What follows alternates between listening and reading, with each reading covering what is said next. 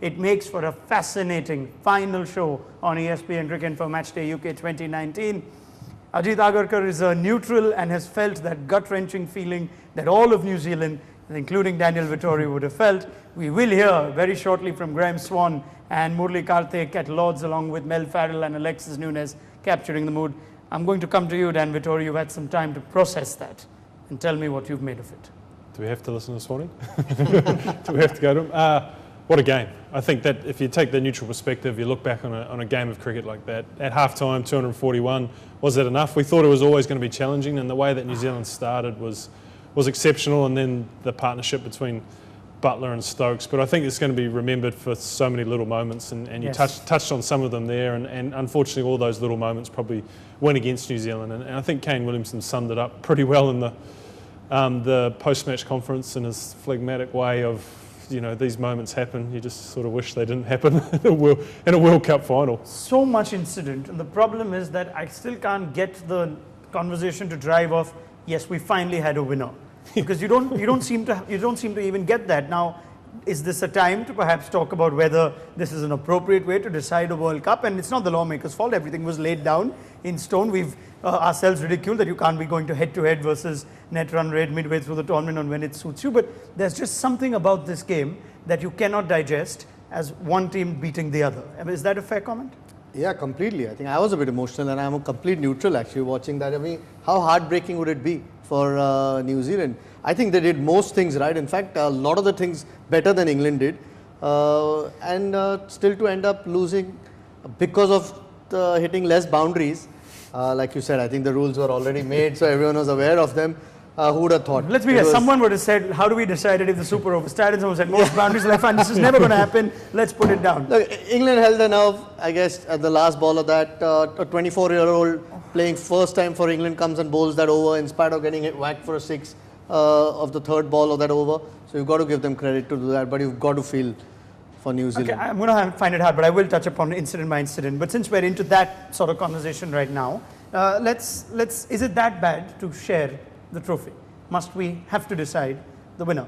I think when it's like that, after the two nominal ways of winning a game is, you know, most runs after 50 overs and then most runs after a super over, and if both of those are tied, it feels unfortunate to go to that. But it is set in the rules. I'm not sure how you strategise for.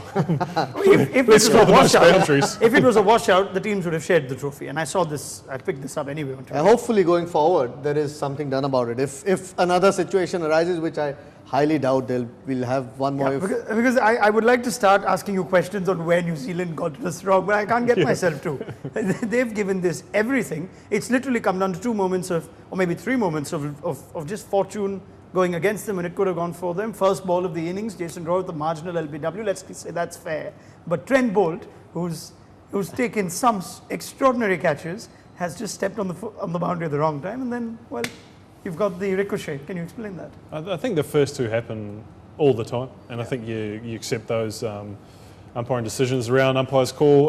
The catch just one step too far. I mean, it would have been game over if that hadn't happened, because it was Stokes, and Stokes was so incredible. Might I ask you, knowing someone like Trent Bolt, who's perhaps one of the best boundary riders in international cricket, what's happened there? Because it looks like it's one of the easier ones that he's just... You're right. I mean, he's taken so many spectacular catches. He's just misjudged his... I think he didn't think he'd have to take that step back. I think he just overbalanced at the last second, because he was reasonably casual about it. And as you said, Bolt's been such a good boundary rider, particularly his catching. That's why he's there. I mean, not many fast bowlers go from bowling the penultimate over to jumping on the boundary rope, but he's there because he's such a good fielder and catcher. Okay, the second incident of the ricochet now, and I'm not pointing a finger at all on Ben Stokes, who's on his face down. He has no idea where that's going. Batsmen tend to not run as a gesture of courtesy in cricket, even though the rules can permit them if they want to take the overthrow. On this occasion, it's gone to the boundary, so no matter if everyone on that field didn't want to, it's still runs that are penalized. I mean, you could see... Is that a rule change that needs to be looked at? I think it's a hard thing to change. I mean, look, I think you could see his reaction immediately. Yes. I mean, that he was apologetic about it. We don't quite know, but it's highly unlikely that he would have run if it had not gone to the boundary.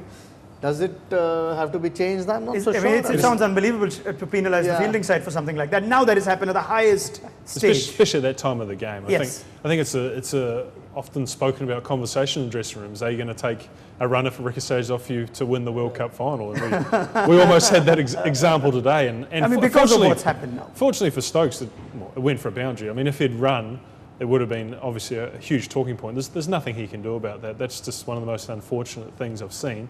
And it happened to be in a World Cup final at a critical time, and it went against New Zealand. So it makes it even harder to stomach. Let me continue on incidents, and let's go deeper into the Super Over now, and perhaps decision making where it has to be tested and it's under the most pressure you can possibly imagine. But the choice of Trent Bolt to bowl that over after he's had one of his rare, perhaps his only off day this whole World Cup. Did you think that was a mistake? I think they went to the most experienced bowler. There was probably a discussion around Ferguson and Bolt, but I never saw Ferguson take his hat off at any stage. It looked like Bolt was the decision right from the start, and that's because he's New Zealand's best bowler and he has been for a long, long time. So also I think was bowling the 50th over, so he was just ready kept to bowl going. as well. It was from that end, all those little things. They probably thought Stokes would come out to the big boundary. Okay, so that's an understandable decision.